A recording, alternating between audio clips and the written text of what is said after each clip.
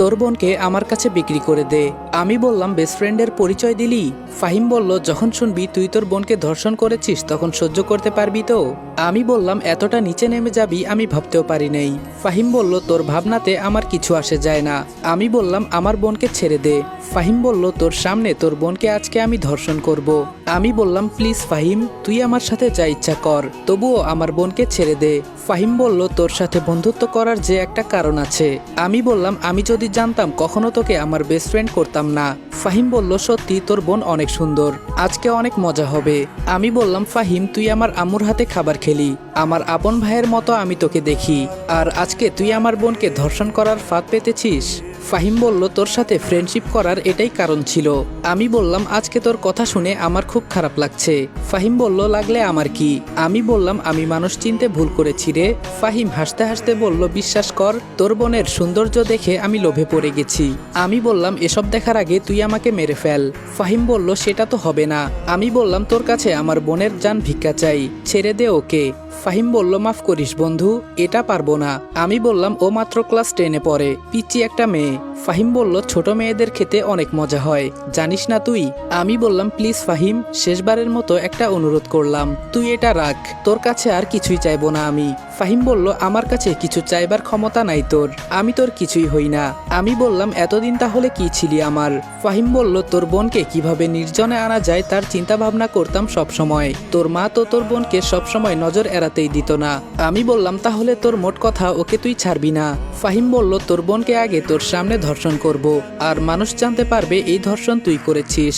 আমি বললাম সময় এবং নদীর স্রোত কারোর জন্য অপেক্ষা করে না, একটা প্রবাদ বাক্য আছে জানিস? ফাহিম বলল, আরে তুই আবার আমাকে কি করবি? তোর শরীরে তো এক ফোঁটাও রাগ নাই। আচ্ছা তোর বোনকে আমি ধর্ষণ করব, এরপরেও কি তোর রাগ হয় না? আমি বললাম তোর মতো আমি নেমহারামি না, আমার মা বাবা আমাকে ছোট থেকে শিক্ষা দিয়ে তুলেছে। লোহার রডটা দিয়ে আমার মাথায় একটা আঘাত করলো, মাথা ফেটে রক্ত আসছে এখন। ফাহিম বলল, কি রে শালা, এরপরেও তোর কি একটুও রাগ হয় না আমার উপর? আমি বললাম এক কাজ কর, তুই আমাকে মেরে ফেল। ফাহিম বলল, এটা করা যাবে না, একটু পর তো তোর সামনে তোর বোনকে ধর্ষণ করব, আর সেটা তুই দেখবি না, এটা কি কখনো হতে পারে? আমি বললাম তোর বোনকে আমি নিজের বোনের মতো দেখতাম, আর তুই আজকে বেস্ট ফ্রেন্ডের দোহাই দিয়ে আমার সাথে বিশ্বাসঘাতকতা করলি। ফাহিম বলল, মনে কর আমি মির্জাফর। আমি বললাম তার থেকে তুই আরো নিকৃষ্ট, আমিও ইচ্ছে করলে তোর বোনকে বাজে নজরে দেখতে পারতাম। রডটা দিয়ে আবার আমাকে ইচ্ছা মতো মারতে লাগলো। তোর তো সাহস কম না, একদম আমার বোনকে বাজে নজরে দেখবি না।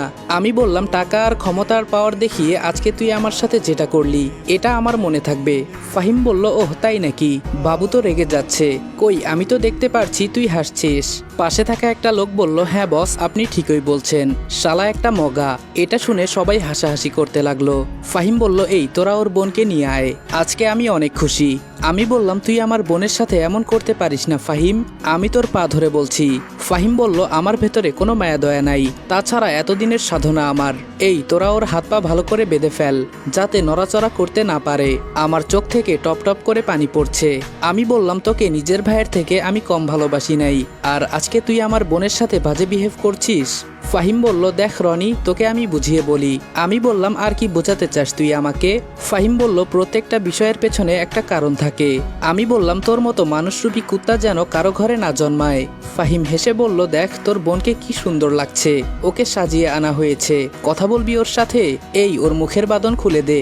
মাহি বলল, ভাইয়া তুই কাকে ঘরে এনে জায়গা দিলি? তোর মতো ওকেও আমি নিজের ভাই মনে করতাম, আর আজকে ও এটার সুযোগ নিল।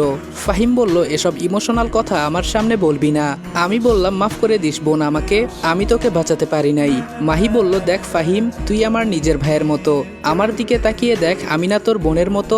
তোরও তো একটা বোন আছে, প্লিজ আমাকে ছেড়ে দে, আমার একটা ভবিষ্যৎ আছে। আজকে তুই আমার ইজ্জতের উপর হাত দিলে আমি কি নিয়ে বাঁচবো? ফাহিম বলল, এত সাধনার পর আমি তোকে পেয়েছি, তুই নিজে রেডি হবি নাকি আমাকে সব টেনে খুলতে হবে? আমি বললাম, ফাহিম তুই যা বলবি আমি তাই করব, প্লিজ তবুও আমার বোনকে ছেড়ে দে। ফাহিম বলল, একটা কুকুরের সামনে একটা মাংসের হাড্ডি রাখা হলো, সে যেভাবেই হোক যে কোনো কিছুর বিনিময়ে হলেও এটা নিয়ে ছাড়বে, বুঝতে পারলি তো?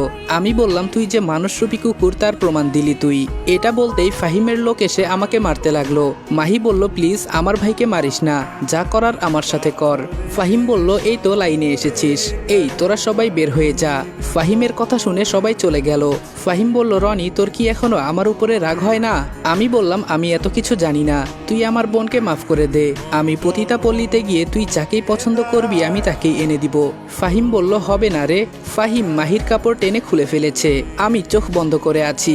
মাহি বলল, ভাইয়া শেষবারের মতো একটা কথা বলি,